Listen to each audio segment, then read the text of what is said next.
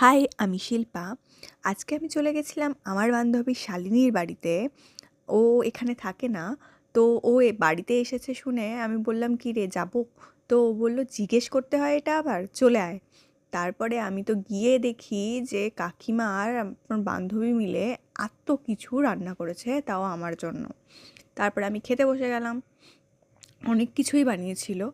Chicken, মাছ ভাজা, বেগুন ভাজা, মুড়ো ঘন্ট, তারপর ইলিশ মাছ, তারপরে আমার জন্য কেক এনেছিল, পাটিসাপটা, দই, চকলেট, চাটনি, রসমালাই। তো অনেক কিছু বানিয়েছিল। তারপর আমি খাওয়া দাওয়া করে তারপর আমরা অনেক অনেক অনেক গল্প করেছিলাম।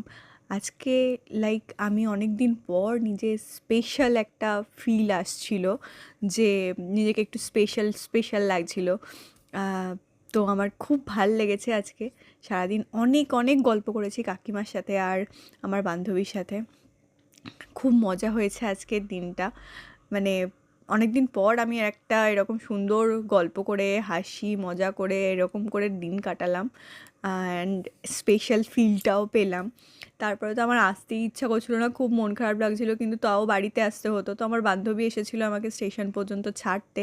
তারপর আমি ট্রেন থেকে নেমে আবার অটো করে চলে এসেছিলাম বাড়িতে। তো আস্তে আস্তে রাস্তায় নেমে দেখি আমার বরও চলে এসছে আমাকে নিতে।